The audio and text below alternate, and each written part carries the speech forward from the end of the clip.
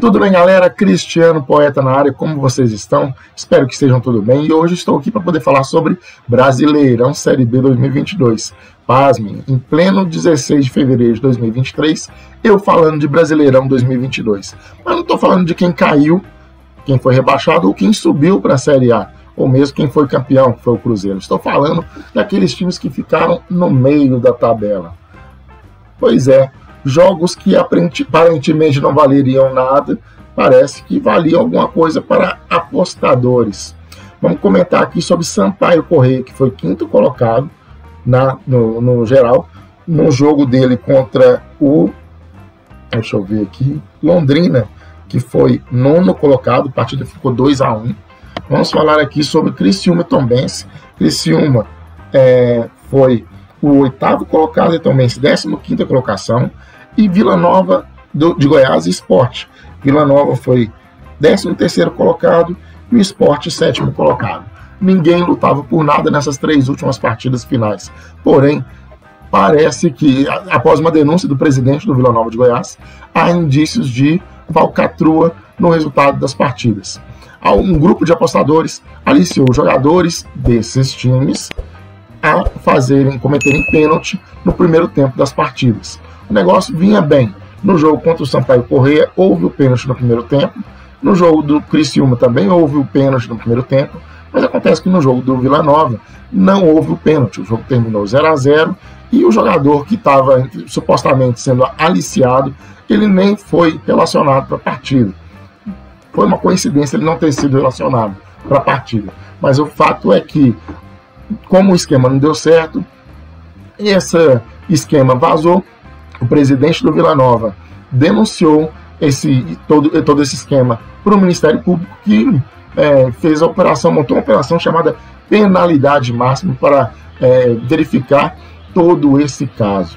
Pois é, gente, hoje em dia, em pleno 2022, 2023, hoje a gente pode haver esquema para tudo quanto é tipo de coisa em termos de aposta.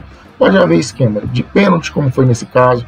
Pode haver esquema de número de escanteios, pode haver esquema de resultado no primeiro tempo, depois resultado no segundo tempo, pode haver esquema de tudo quanto é jeito.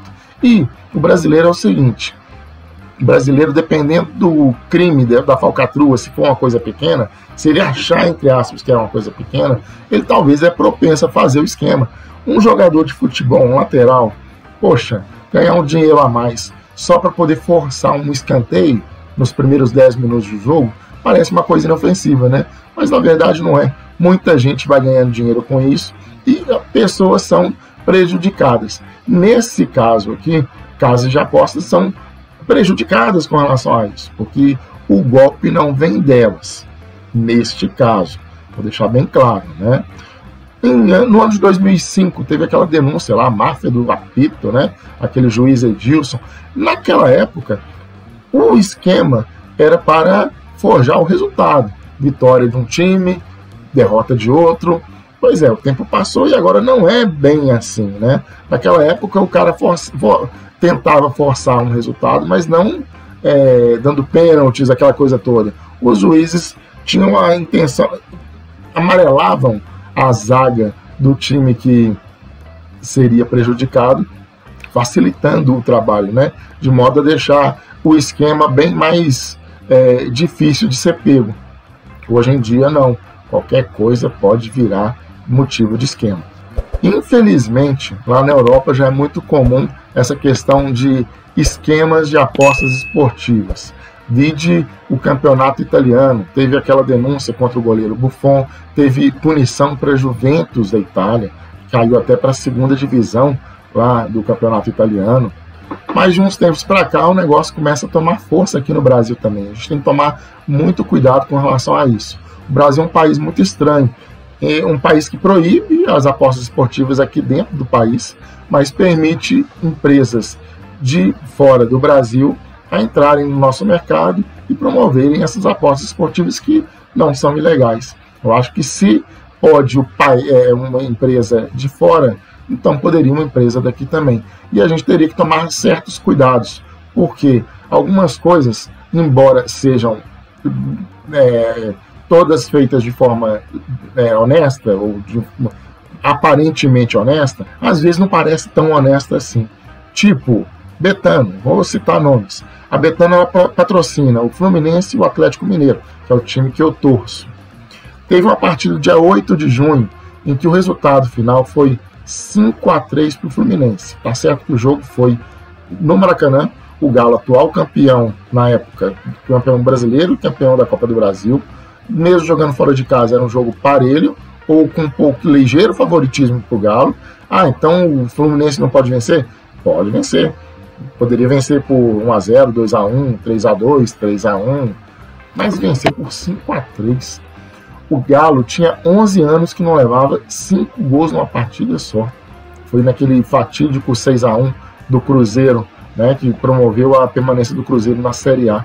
Muito difícil o time do Galo levar 5 gols numa partida, sendo que o Galo estava numa fase excelente, esplendorosa. Quem ganha com isso, com um placar tão grande assim? Será que teve algum apostador que fez esse tipo de aposta? Quanto que ele ganharia numa partida dessa? Não estou falando nada, não estou falando que houve algum tipo de esquema, mas deixa a margem para que as pessoas pensam que haja algum tipo de esquema nesse sentido. A própria casa de apostas esportivas, quantas pessoas apostaram um resultado diferente de 5-3? Quanto que a Betano ganhou nessa partida aí com um resultado tão estranho quanto esse, sendo que ela patrocinava as duas equipes? Volto a dizer, não estou falando nada sobre essa casa esportiva especificamente, mas tipo assim, gente, tem que haver algum tipo de regulamentação para que essas coisas não aconteçam, para que não haja conflito de interesses com relação a partidas de futebol. Acho isso muito importante.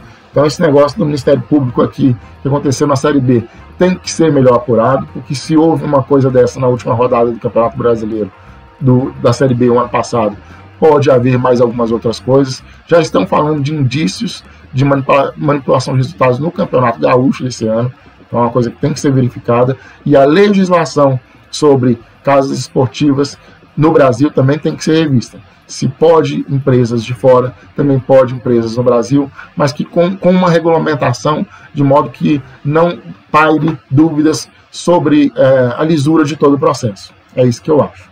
Gente, por hoje ficamos por aqui. Se gostarem do vídeo, curtam, compartilhem, comentem e se inscrevam. Muito obrigado.